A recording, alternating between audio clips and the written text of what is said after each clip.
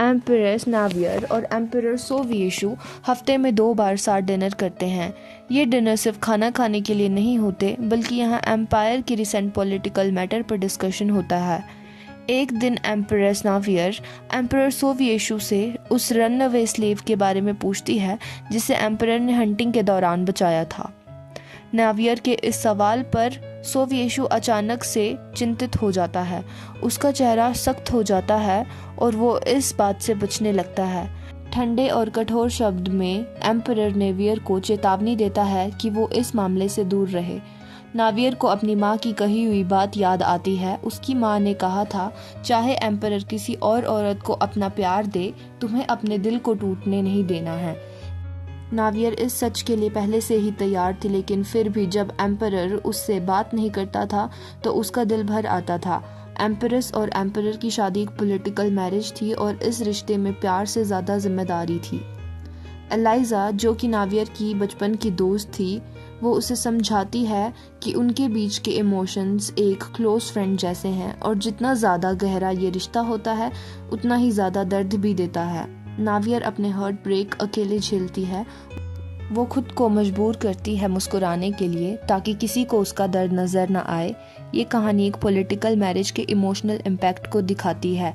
नावियर मानती है कि कोई भी औरत हाई सोसाइटी का हिस्सा नहीं बन सकती, चाहे वो कॉन्क्यूबाइन रखैल ही क्यों ना बन जाए।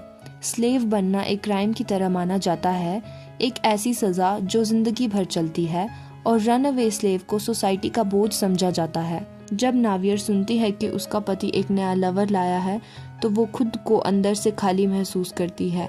फिर भी वो जानती है इस एम्पायर में सिर्फ एक ही एम्परस हो सकती है।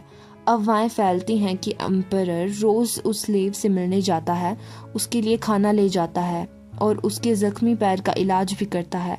ये सब बातें नावियर रोज़ पैलेस के कॉरिडोर में सुनती रहती है और अफवाह उसके दिल को और ज़्यादा तोड़ देती है।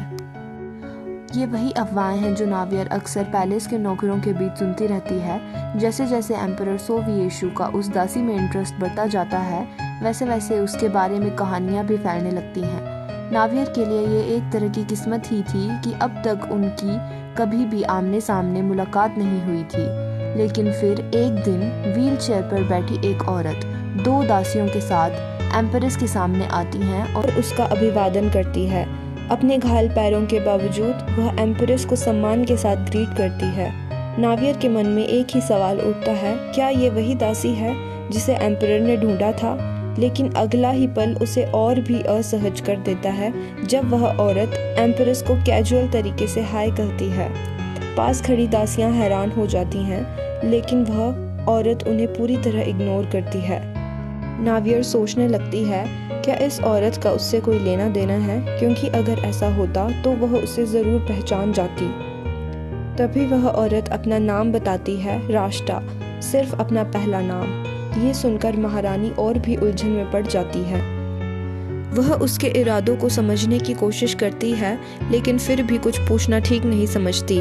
राष्ट्रा के चेहरे पर हल्की सी मुस्कान थी, जिससे ऐसा लगता नहीं था कि कोई बड़ी बात होने वाली है। लेकिन तभी अचानक सब बदल जाता है। महारानी चौंक जाती है जब राष्ट्रा उनकी पोशाक पकड़ लेती है। उसी पर राष्ट्रा खुद भी हैरान रह जाती है जब उसे पता चलता है कि उसके सामने खुद महारानी खड़ी है। तुरंत लौरा आगे आती है और राष्ट्रा को संभल कर रहने की चेतावनी देती है, क्योंकि वह महारानी को पहचान नहीं पाई है। नावियर अब पूरी तरह उलझ जाती है। उसने पहले कभी ऐसी किसी औरत को नहीं देखा था। तभी राष्ट्रा बताती है कि सम्राट ने उसे पूर्वी महल में रहने की अनुमति दी है। राष्ट्रा की दासी आगे आकर समझाती है कि राष्ट्रा कोई दासी नहीं है। इसके बाद राष्ट्रा महारानी से पूछती है कि वो उसे किस नाम से बुलाए। नावियर शांति से जवाब देती है, एम्प्रेस कहकर बुलाना ठीक रहेगा। लेकिन राष्ट्रा का ज़रूरत से ज़्यादा अपनापन वहाँ मौजूदा सेविकाओं को अच्छा नहीं लगता। वे उसे पीछे खींच लेती हैं और उसके व्यवहार पर सवाल उठाती हैं, और ये पूरा दृश्य सम्राट अपनी आंखों से देख रहा था। उसी पल एम्परर खुद देखता है कि लौरा राष्ट्रा का अपमान कर रही है। एम्परर को यह बिल्कुल पसंद नहीं आता। वह लेडी इन वेटिंग को गुस्से से घूरता है। सोवियेशु, जो आमतौर पर एक ठंडे और भावनाहीन इंसान के रूप में माना जाता है, राष्ट्र को दिलासा देने की कोशिश करता है, लेकिन उसे समझाने के बावजूद राष्ट्र के आंसू रुकते नहीं। आंसू लगातार चेहरे से बहने लगते हैं। वह रोती जाती है।